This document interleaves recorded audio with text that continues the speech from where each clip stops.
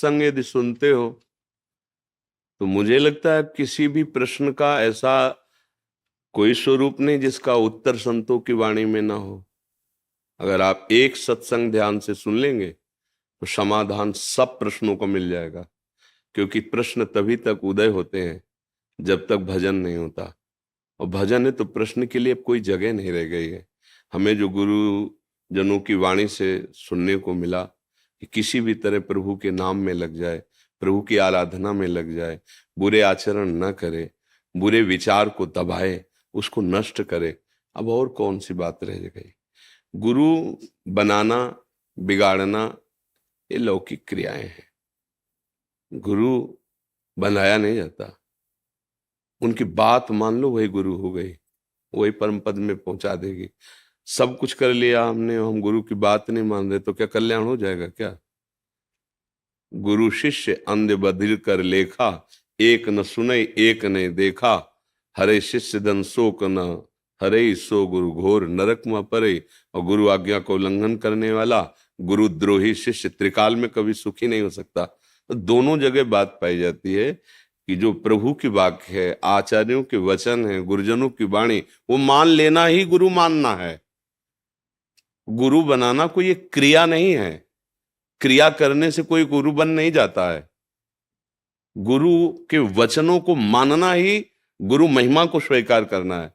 वचन ना माने तो हजारों लोग कंठी बंधा लेते हैं, तिलक ले करके मनमानी गंदे आचरण करते हैं, गुरु उनके आचरणों को देख करके दुखी होते हैं, जलते हैं कि देखो तुमने इसलिए गुरु मंत्र लिया था, पर वो सुधरने की चेष्टा ही नहीं करते, उनकी बात ही नहीं मानते। तो क्या वो गुरु शिष्य हैं? क्या ये संबंध ठीक है? नहीं ठीक है।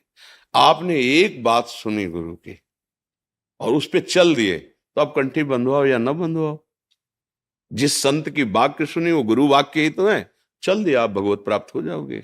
आगे आवश्यकता होगी वो खुद आके स्वीकार कर लेंगे, आपको ढूंढने की जरूरत नहीं पड़ेगी, बात माननी पड़ेगी। श्रवण सुजस सुनियायऊ, भगवान का यश सुन करके ही शरणागति का भाव प्रकट होता है। भगवान का यश किसी भगवत प्रेमी महात्मा के ही मुख से निकलता है। तो अगर किसी भी संत के वचन सुने तो गुरु नहीं और कौन है? हम उसकी बात मान ले, हमारा परमार्थ की यात्रा शुरू हो जाएगी। फिर प्रगट में आके जो उनको लीला करनी हो खुद स्वीकार कर लेंगे। हमारा कार्य है आज्ञा पे रहना, और सबसे बड़े गुरु हृदय में बैठे हैं, आप उनकी आज्ञा पालन कीजिए। वो कहते हैं ये नहीं करना चाहिए, आप मानते हैं, वही कर बैठते हैं जो मन कहता है।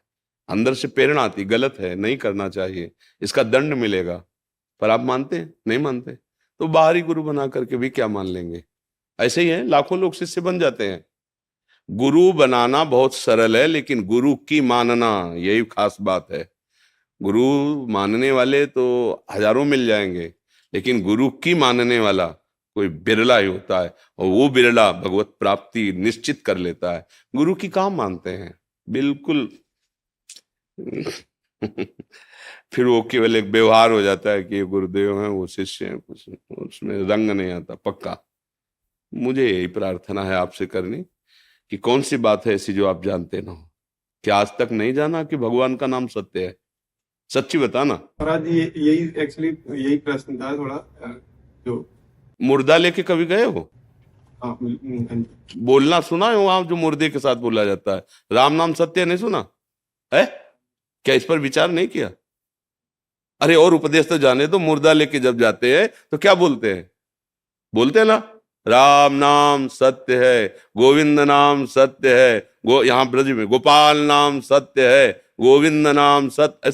नहीं समझ में आ रहा क्या कह रहे? वो झूठ थोड़ी बोल रहे। अंतिम यात्रा यही होती है, राम नाम सत्य है। अगर जिंदगी में उतार लो कि भगवान का नाम सत्य है तो तुम सत्य स्वरूप में स्थित हो जाओगे। भगवान का नाम सत्य नारायण है ना, सत्य में स्थित हो जाओगे। अब मानना है नहीं कोई बात, कह रहे हैं राम नाम सत्य, उसको फूंक के आ रहे हैं, और ये दिमाग काम नहीं कर रहा कि एक क्षण में इस शरीर की भी यही दशा होगी, हमको भी जाना है। और कहा जा रहा है राम नाम सत्य है, तो मैं सत्य को स्वीकार कर लूं, फिर आके संसार के कार्य में लग गए। वो भूल गए जो दृश्य देख के आए थे कि यार ये शरीर जिसको इतना प्यार किया कि सब छूट गया, और उसको जला के आ रहे हैं, तो उसी में उच्चारण करते हैं राम नाम सत्य। पकड़ सत्य को, अभी कल्याण हो जाएगा।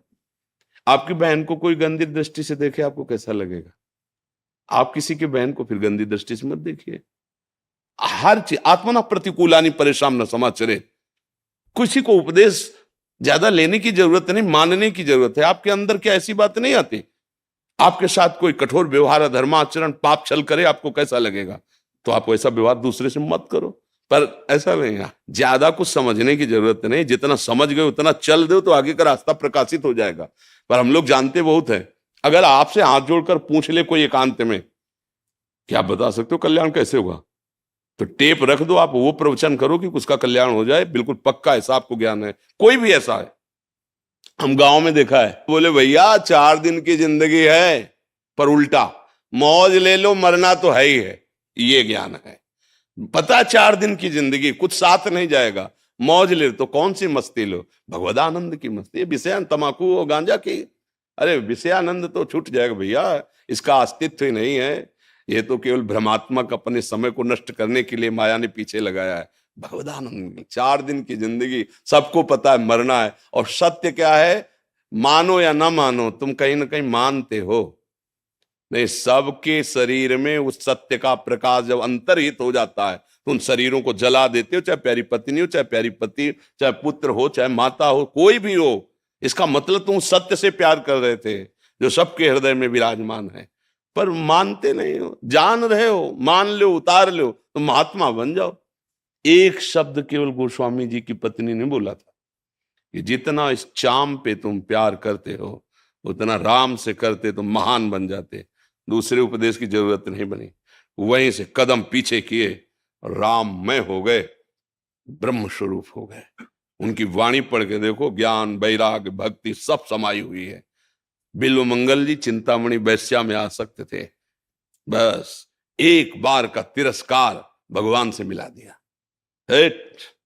अब अर्थ नहीं तेरा, निकल। अरे संसार ऐसा स्वार्थी, जिसके लिए सब कुछ दे दिया, वो अब अर्थ ना होने का पहला प्रणाम जब भगवत साक्षात्कार हुआ तो चिंतामणि जी को किया है कि गुरु स्वरूप यदि आप हमारा तिरस्कार न करती तो ये कृष्ण मार्ग न खुलता, ये भगवत मार्ग न खुलता। भैया सबको ज्ञान है, बोलो आपको ज्ञान है कि नहीं? सच्ची बताओ। अगर आपसे हाथ जोड़ के पूछे कि भैया कल्याण हमारा कैसे होगा, तो आप बता सकते हो, पूरा प्रवचन दे सकते हो, पक्की बात, पूरा प्रवचन दे। देखो बात तो यही सही है, संसार झूठा है, भगवान सत्य है, ये सब कोई हम देखा है गांव में बोलते हुए। तो इसलिए भाई ज्यादा प्रश्न उत्तर की जरूरत नहीं, ज्यादा आचरण में उतारने की जरूरत है, बात मानने की जरूरत है। आप बात मान लो, जो हमारे संतों ने कहा है, शास्त्रों ने कहा है, उसी से कल्याण होगा। आप गुरु बना भी लिए, बात नहीं मान रहे तो और दुर्गति में फंसोगे। क्योंकि पहले तो चांस था गुरु शरण में जाकर दैन्यता पूर्वक अहंकार का समर्पण करके निष्पाप होने का। अब तो गुरु बना करके उनकी आज्ञा को उल्लंघन करके बहुत बड़ा अपराध हो रहा है। वो ऐसे ही पाप हो रहे हैं, गुरुद्रोह और कर रहे हो। आज्ञा उल्लंघन गुरुद्रोह है। वैष्णवद्रोह तुम्हें जीने नहीं देगा, फिर गुरुद्रोह वो तो तुम्हारी बुद्धि को भ्रष्ट ही कर देगा। तो इसलिए हम कहते हैं जल्दी किसी को गुरु मत बनाओ, उनकी बात मान लो। और जब रंग आ जाएगा ना, फिर वो अपने आप वही आ जाते हैं गुरु बन करके, दूसरा कोई नहीं। वही गुरु है, सबके गुरु भगवान ही है। वही कोई रूप रख के आ जाए, कहीं से भी वो संभाल ले, ये उनका खेल है। पर हमें बात माना, बात नहीं माना तो हमें सब नाटक सा लगता है। बात ना माने तो सब नाटक सा लगता है, फिर कुछ लाभ नहीं मिलता। बोले 20 साल से गुरु बनाए हो गए, परिवर्तन इतना नहीं। अरे उसी क्षण से तुम्हारा परिवर्तन प्रारंभ हो जाएगा। बात तो मान लो गुरु जी की। देखो ये तो भागवतिक बात है, धनुर्विद्या में भाव काम नहीं करता, उसमें प्रगट में शिक्षा चाहिए। लेकिन वो बनवासी एकलव्य ने द्रोणाचार्य जी ने कहा हम शिष्य नहीं बनाएंगे, उसने मान लिया द्रोणाचार्य को गुरु। तो देखो धनुर्विद्या का प्रकांड पंडित हो गया। अर्जुन जी उसके सामने नहीं थे, अर्जुन ने खुद स्वीकार किया। कुत्ता भूंकने के लिए मुंह फैलाया, इतनी शीघ्रता से बाणों से भर दिया, कहीं खून नहीं। तो उनका ऐसा हस्त लाभ हो ये। पर हमारे गुरुजी ने तो हमको विश्व का सबसे बड़ा धनुर्धर होने का आशीर्वाद दिया। आज वो आशीर्वाद, तुम किसके शिष्य हो? तो उनका गुरु द्रोणाचार्य के। अब कभी नहीं देखा हमने, तो उनका चलो हम दिखाए, अपनी कुटिया में दिखाया, मिट्टी की मूर्ति बनाई हुई आराधना। बोलो मिट्टी की मूर्ति से इतना बड़ा धनुर्धर बन गया, मतलब गुरु यहां भी बैठे हैं। मान लिया तो यहीं से विद्या का प्रादुर्भाव हो गया। मान लिया, द्रोणाचार्य जी ने नहीं माना कि तू मेरा शिष्य है, लेकिन शिष्य ने मान लिया आप हमारे गुरुदेव, तो धनुर्विद्या अपने आप पहुंच गई, द्रोणाचार्य जी को भी पता नहीं। समझ रहे ना, मानना, गुरु की बात मान ले, गुरु को हृदय में बैठा ले, हो गया। बाहरी ये लीला करके और फिर मनमानी आचरण करे तो कल्याण तो नहीं होना है, वो नाटकबाजी भले चले। तो सत्य वस्तु को सुनो और उसको जीवन में उतारो, यही गुरु है। सच्चा गुरु का स्वरूप यही है, उनके वचन मान लो, बस मंगल हो जाएगा।